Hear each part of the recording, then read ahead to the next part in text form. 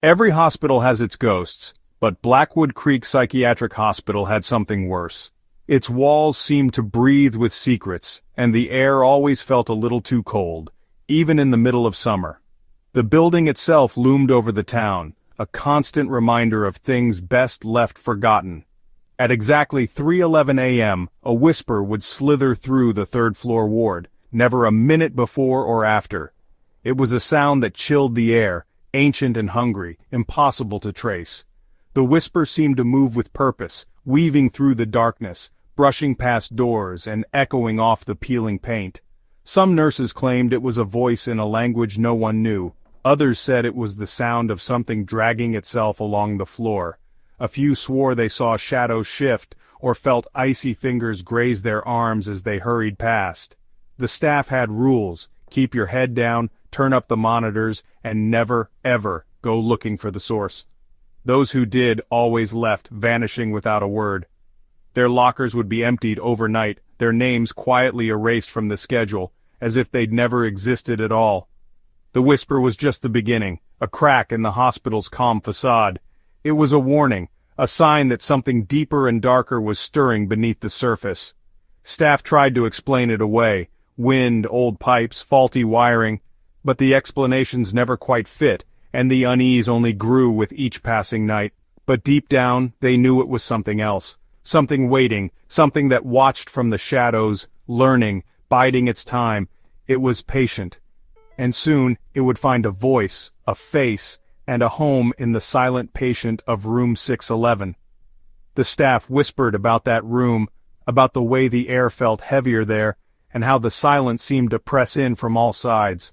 For years it was just a story, a warning passed between shifts. But legends have a way of becoming real, especially in places where fear is part of the foundation. And at Blackwood Creek, the legend was only waking up, ready to step out of the shadows and into the light of a new, terrifying day. Nurse Lila Martin didn't believe in ghosts until the night the whispers called her name. She'd always laughed off the stories, dismissing them as tired legends passed between nurses on long, lonely shifts. But that night, something changed. It was a Tuesday, just after 3:11 a.m. Lila was charting vitals, her pen scratching quietly in the silence, when the familiar hiss began. The hospital was still, the only sounds the distant hum of machines and her own steady breathing. She tried to ignore it, but this time it was louder, closer, right behind her. The air seemed to thicken, pressing in on her from all sides as if the walls themselves were listening. A cold draft curled around her neck, making her shiver. Then, through the static, a single word: Lila. It was unmistakable, a voice she'd never heard before, yet it spoke her name with chilling familiarity. She froze, heart pounding, convincing herself it was just the wind. But the feeling of being watched was overwhelming, as if unseen eyes followed her every move, waiting for her to slip. The silence grew heavy, broken only by her ragged breaths. The supply closet door, usually shut, was now ajar, darkness spilling out like ink. It beckoned her, the shadows inside shifting as if alive. The whisper came again, from inside: Lila, come here. The words slithered through the air, impossible to ignore. Fear rooted her in place as the lights flickered and the computer monitor flashed. We see you!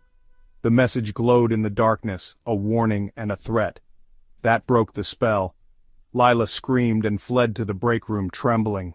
She locked the door behind her, pressing her back against it, desperate for safety. Her skepticism shattered.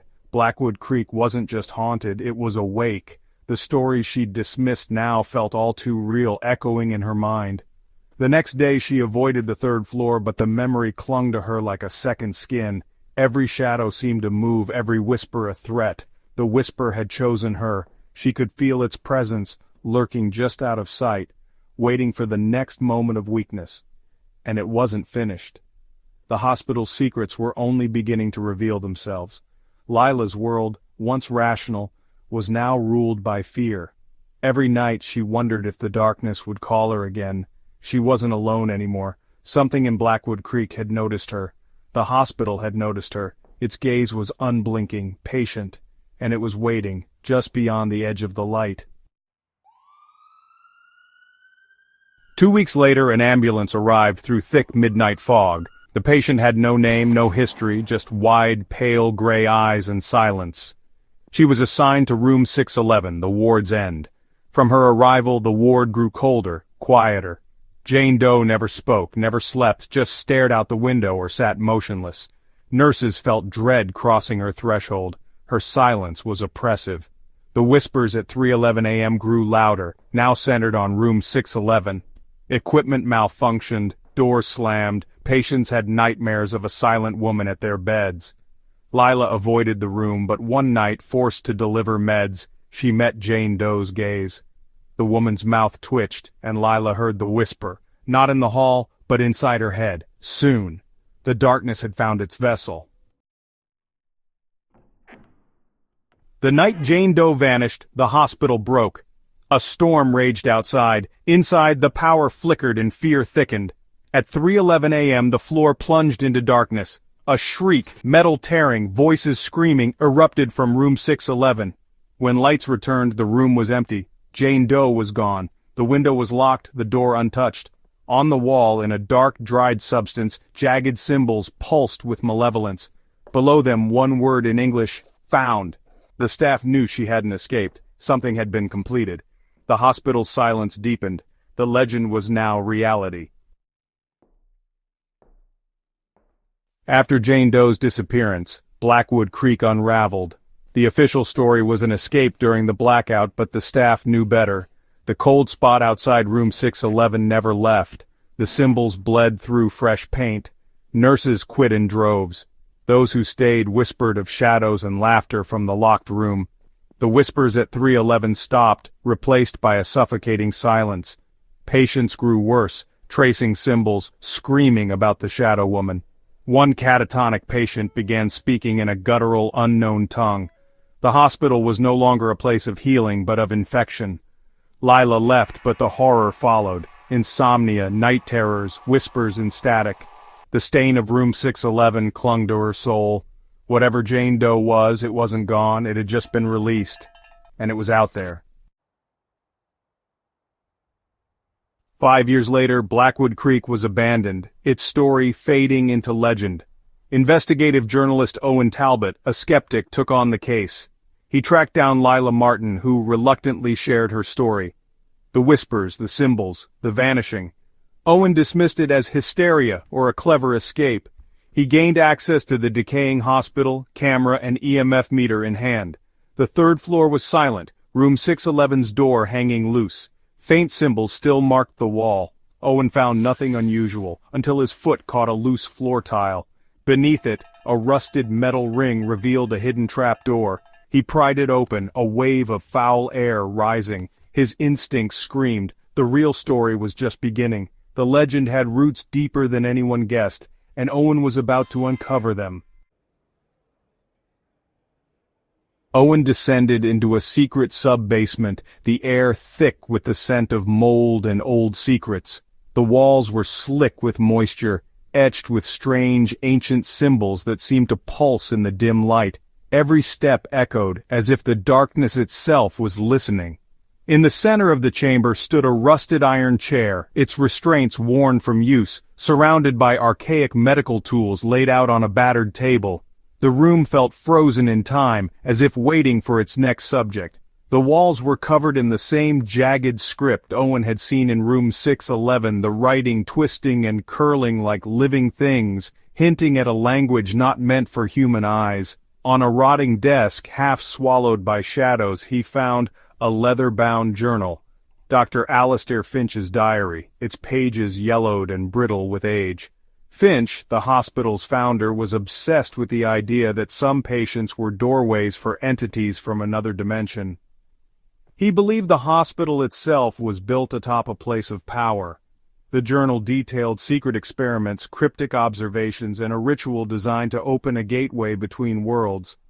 Finch's handwriting grew more frantic with each entry. The last entry was dated October 31st, 1892, a night shrouded in mystery and fear. Finch wrote of finding a mute girl wandering alone in the woods, convinced she was the perfect subject for his experiment. She never spoke, but her eyes seemed to understand too much. That night, he performed the ritual, drawing symbols, chanting forbidden words, and using the girl as a conduit. The air grew cold, and something ancient answered. It called itself the Whisperer. The ritual spiraled out of control. The entity consumed the girl, leaving only silence and blood. The diary ended abruptly, the last words smeared in ink. The secret room was sealed, hidden away as the hospital rose above it, a monument to forgotten horrors and unholy communion. The entity was trapped, its whispers bleeding through the floorboards for decades, infecting the dreams of those above. It waited, patient and hungry for another vessel, and in the darkness, it finally found one. Owen pieced together the horror. Finch's ritual had unleashed an ancient entity, the Whisperer. The entity was trapped, dormant, until Jane Doe arrived, another mute woman found in the woods, a century later. Was she the same soul, or just the perfect vessel? Placed in room 611 above the ritual chamber, she became the entity's doorway. The escalating phenomena were the entity waking, re-establishing its connection. The vanishing wasn't escape, it was completion. The message found was from the entity, not Jane Doe. It had merged with its host, no longer bound to the hospital. The shriek was the gateway tearing open. The horror of Blackwood Creek wasn't a haunting, it was an incubation. The entity was free, wearing a human face, and it was out in the world. The legend had become a living nightmare. Owen left the hospital, never revealing the full truth. He published a sanitized version, but the real story haunted him. The Whisperer was free, no longer tied to a place. It could be anyone, anywhere, a neighbor, a stranger, a colleague. Knowledge is a doorway, and now you know the story. It's late, your house is quiet. Are you really alone? Listen, is that the wind, or a whisper at the edge of hearing? Don't check the clock. Time doesn't matter anymore. The cold spot in your room, the flicker of your lamp, just tricks of the mind, right? After all, it's just a story. But maybe don't look behind you. The silent patient of room 611 is gone, but the whisper is everywhere. And now, it knows your name too.